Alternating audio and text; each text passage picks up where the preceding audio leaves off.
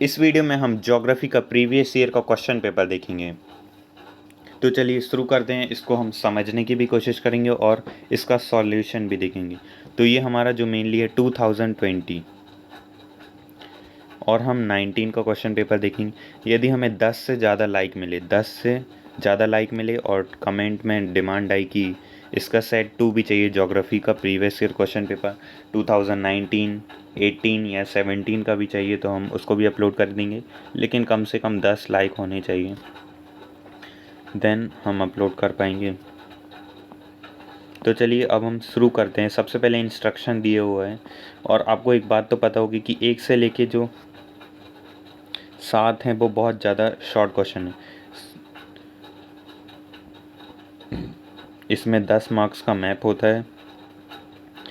तो सबसे पहला जो क्वेश्चन है, साक्षरता शब्द की परिभाषा बताइए।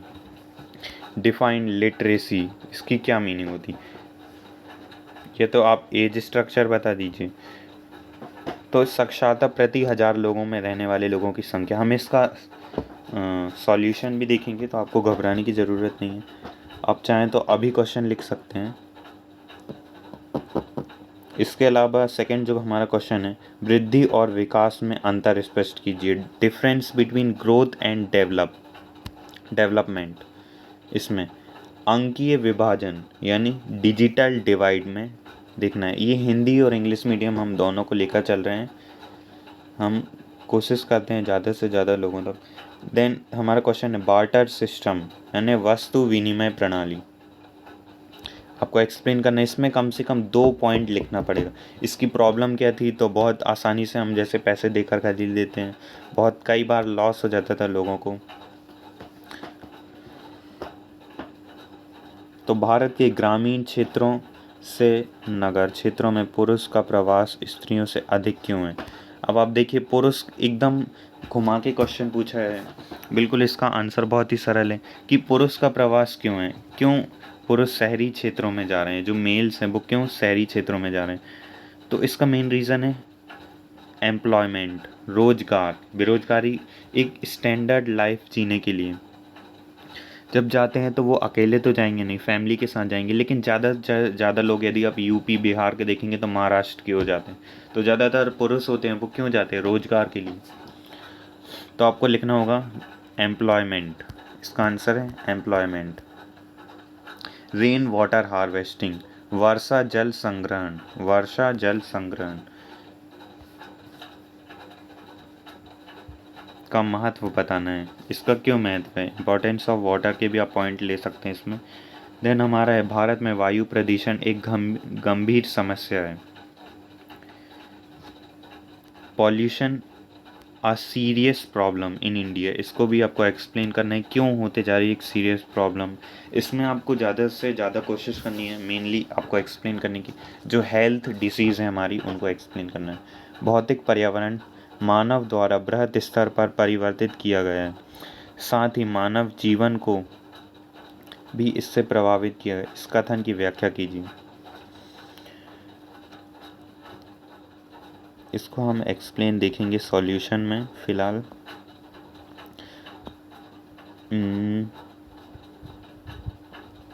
इनबॉक्स इन्फॉर्मेशन काफ़ी इंपॉर्टेंट होती है, आप उसे पढ़ लीजिए। और इस क्वेश्चन पेपर को मैं ऊपर करते जा रहा हूँ, उस पर आप देखते जाइएगा। आप पॉज करके भी लिख सकते हैं यदि आपके मन हो। मैं थोड़ा धीरे करने की कोशिश कर रहा हूँ। स्वतंत्रता के बाद भारत में नगरीकरण के स्तर की परख कीजिए। Examine the level of urbanization in India after the independence.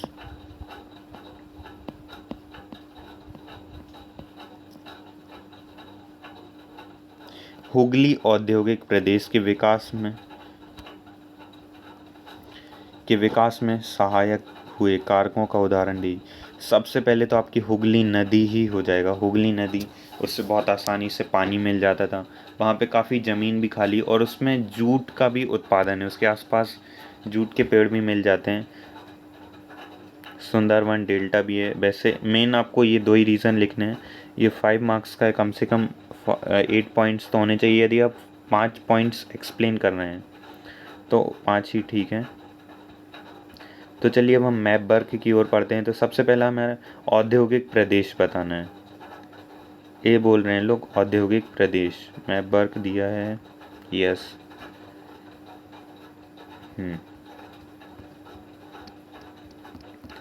तो चलिए अब हम इसका सॉल्यूशन देख लेते हैं।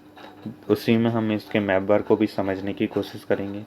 मैप क्योंकि अलग पेज में दिया हुआ है और जो पॉइंट्स हैं वो अलग हैं।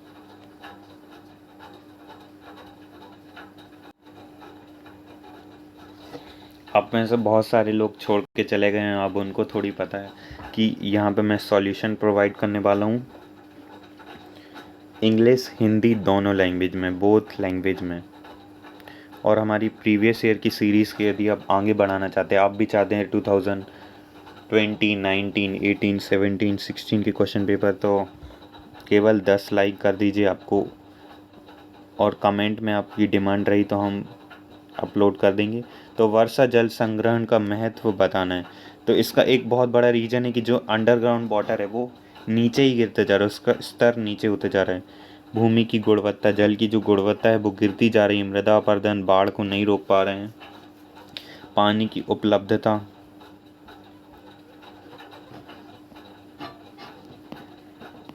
हमारा जो मेन फोकस था वो मैप वर्क में था, लास्ट में हमारा वो छूट भी गया था।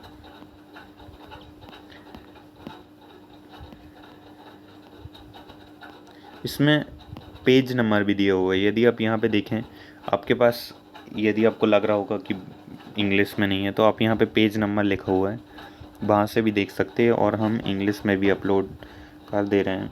भौगोलिक कारक, तो आपको ये भी लिखना है जनसंख्या घनत्व और विघटन, factor affecting the population distribution.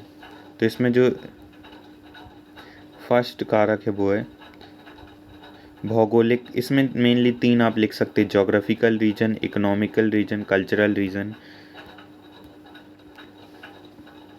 अब ये भौगोलिक रीजन, भौगोलिक कारक यानी जोग्राफिकल फैक्टर के अंदर आ जाएगा जल की उपलब्धता, भू आकृति, जलवायु यानी क्लाइमेट, मृदाएं, टाइप ऑफ सॉइल, सॉइल कैसी है।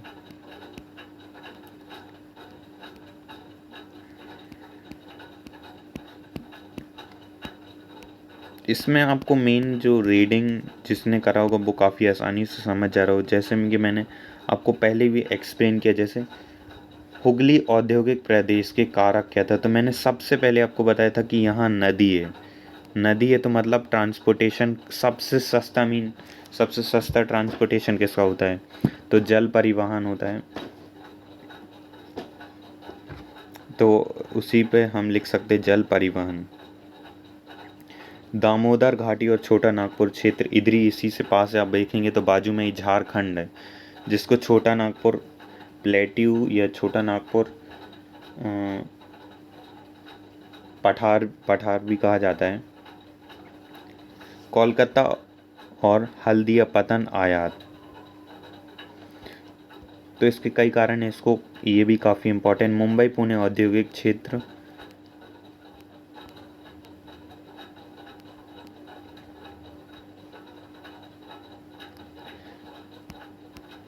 तो चलिए अब हम मेनली जो हमारा मेन फोकस था मैप वर्क, उसे हम देख लेते हैं।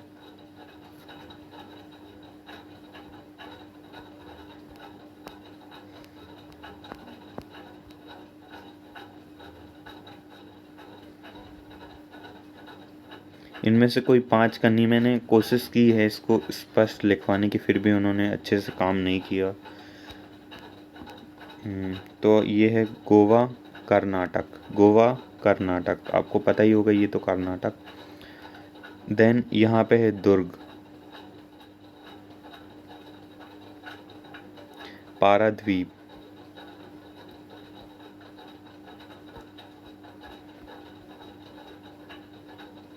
यहाँ है मलीना की खाई, मरीना है वो काफ़ी इंग्लिश में। यहाँ पे ये फिलीपींस के एकदम बाजू से, यहाँ पे आप देखेंगे ये आसियान की कंट्रीज हैं, ये आसियान कंट्रीज है। यहाँ से लेकर ये साउथ एशिया, ये साउथ एशिया, इसके थोड़ा इधर आएंगे तो ये आसियान कंट्रीज़, इधर से ये पूरी 10 कंट्रीज़ हैं, इनको बोलते हैं आसियान। आसियान मतलब ये शॉर्ट फॉर्म है, ASEAN, ASEAN. Association of south east Asia nation, association of south east Asia nation.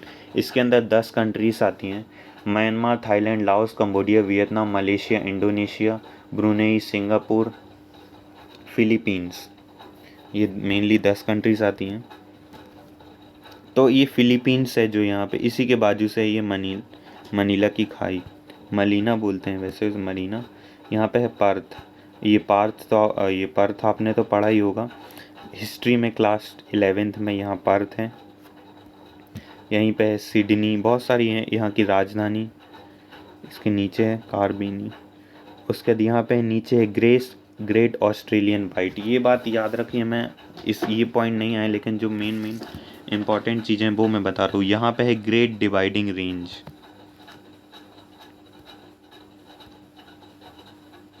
इसको 2 मिनट आप अपना दें तो बहुत अच्छी बात है, हम काफ़ी आसानी से बताने। नीचे है जो हमारी ग्रेट ऑस्ट्रेलियन वाइट, जब भी कोई भी चंद्राकार होता है वाइट है। और देन यहाँ पे है great dividing range, great dividing range. यहाँ पे है पर्थ, आपने अभी पढ़ा। यहाँ सिडनी, कैनबेरा उसी के नीचे। यहाँ नीचे ये जो आप देख रहे हैं वो है तस्मानिया। क्या है? तस्मानिया। यहाँ की मेनली 2 रिवर है, यहाँ 3 रेगिस्तान है, जिसको आप काफ़ी 7 GB से काफ़ी आसानी से याद कर सकते हैं। तो आई होप आप लोग समझ गए होंगे। देन इंडियन सब कॉन्टिनेंट की बहुत बात होती है, उसमें काफ़ी क्लियर नहीं हो पाता, उसको भी हम कोशिश करेंगे समझने की।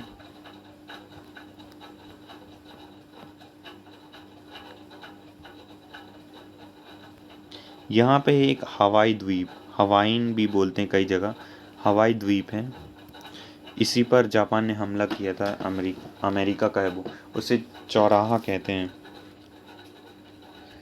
प्रशांत महासागर का, काफ़ी बड़ा महासागर, वो बीचों बीच है। जो जो इम्पोर्टेंट था मैंने उसको बताने की कोशिश की है। आई होप आप लोग को समझ आ गया होगा और वीडियो यूज़फुल होगी।